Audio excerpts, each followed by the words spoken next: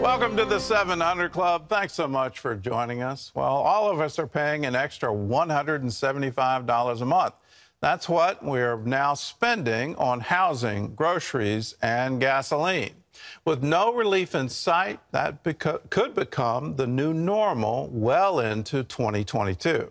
Well, the ongoing slowdown at the nation's largest port has a chokehold on the global supply chain, increasing shortages and driving up prices. So what's being done to fix the problem? CBN's Brody Carter brings us a first-hand look.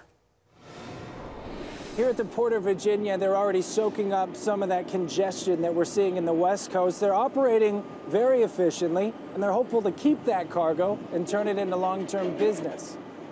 If you take your car and you run it 100 miles an hour every day, that car begins to show wear and tear. The industry is being run every day at 100 miles an hour. As many as 73 container ships have been waiting to unload goods at the ports of Long Beach and Los Angeles over the last week. The largest ports in the nation now a chokehold to the global supply chain. The warehouses are full. The truck capacity is being soaked up because there's so much cargo that needs to be moved. LA Long Beach processes about 10 million shipping containers each year. In comparison, all the major ports on the East Coast process a little more than 8 million. And the ships keep coming. The supply chain bottleneck is driving inflation. Store shelves are bare, and you've likely felt the impact in your wallet. Inflation takes its worst toll on those who are at the lowest ladders of income and wealth, poor people. And so for those who are well-to-do, it's just not really an issue. But for the middle class and those who are in lower income groups, that's where the toll is taken. And, it's like they can't get a break. Inflation is up more than 5% just this year. The typical American household now spending an extra $175 more each month on housing, groceries, and gas.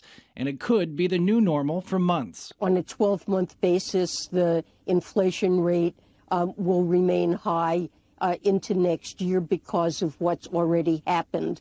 But I expect improvement by the middle to end of next year, second half of next year. Second half of 2020. Major companies are charging more because of rising costs, like Nestle, Unilever, and Procter & Gamble. The U.S. Postal Service and other shipping companies have added new facilities, machines, and seasonal workers in an attempt to avoid the brunt of bottlenecks come Christmas. It's going to take some patience.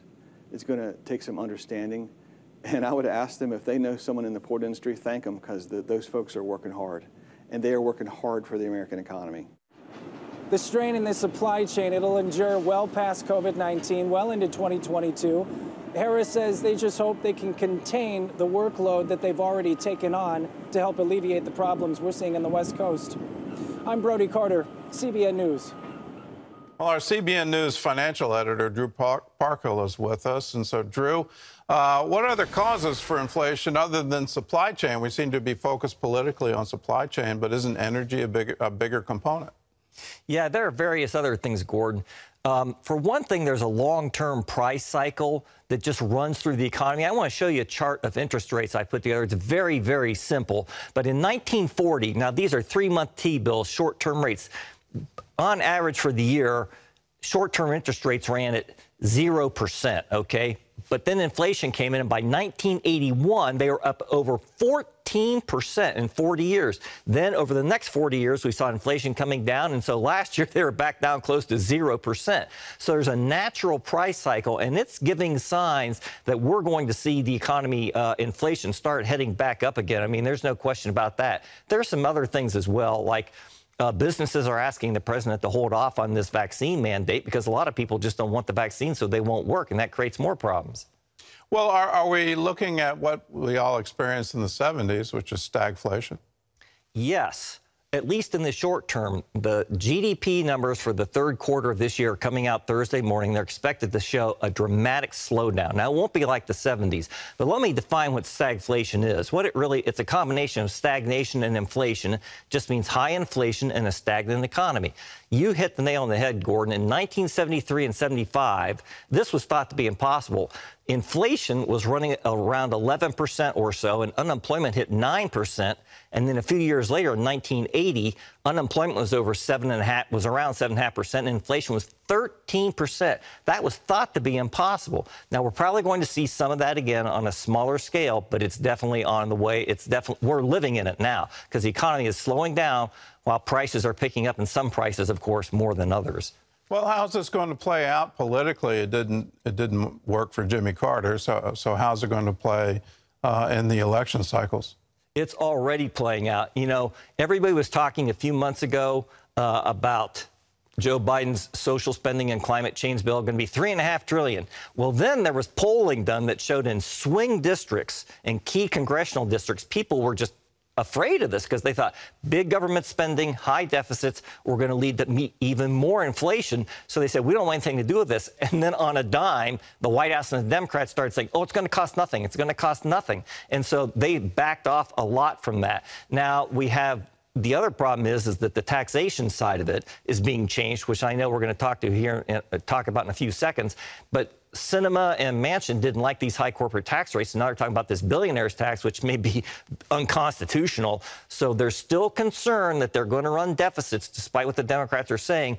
And with the Fed pouring money into the system, that is definitely a problem. And if we keep this through the next election cycle, it's going to be a massive problem for the Democrats. All right. Well, Drew, thanks for being with us. I don't see any end to the deficits. We've been running them for a long time, ever since the second Bush. These are incredible deficits that we have and an incredible national debt.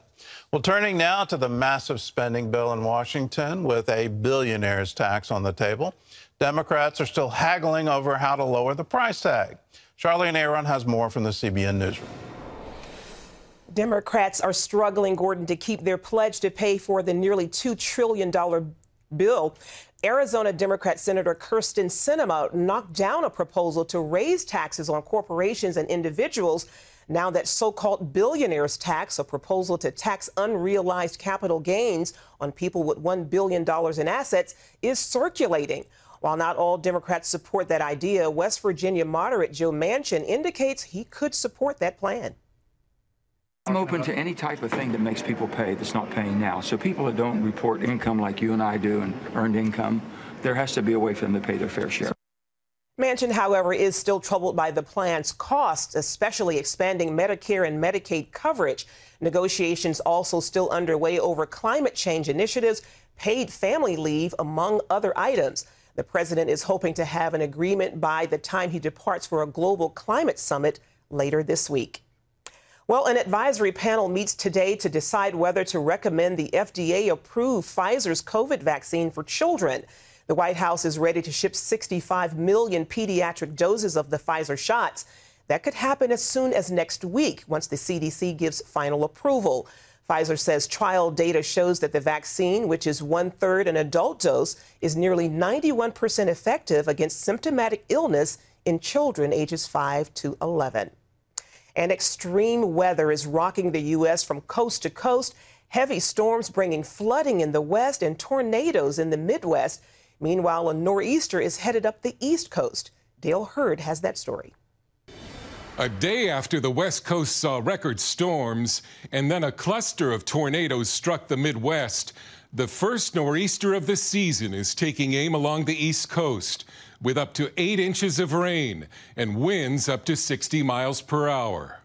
New York and New Jersey have already declared states of emergency, and flash flood watches are in effect from the New Jersey shore to Boston. Heavy rain this morning across northern and central New Jersey. This storm really starts to strengthen, and that's when we're going to have even more extreme impacts, especially across eastern New England and around the Boston area. New York City officials are urging people living in basements to be on alert after 11 people died in flooded basements last month from Hurricane Ida. Today's storm comes after a historic so-called atmospheric river slammed into the West Coast, sending mud, trees, and boulders crashing down on this California highway. This big rig was blown onto its side on the Richmond-San Rafael Bridge. Elsewhere in California's Bay Area, neighborhoods underwater. My whole garage is up to my kneecaps. Everything is floating around.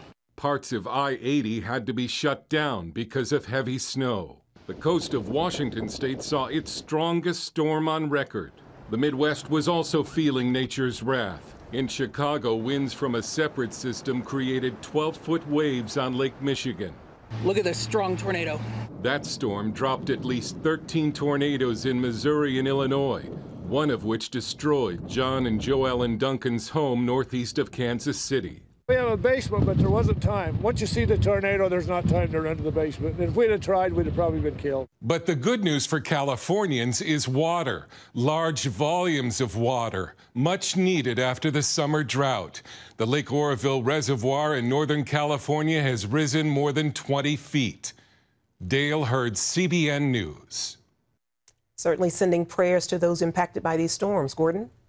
We need to do more than pray. We need to come together and say, how can we help those who have been devastated by these disasters? We're getting hit all across the nation, whether it's in New England or Chicago or the West Coast.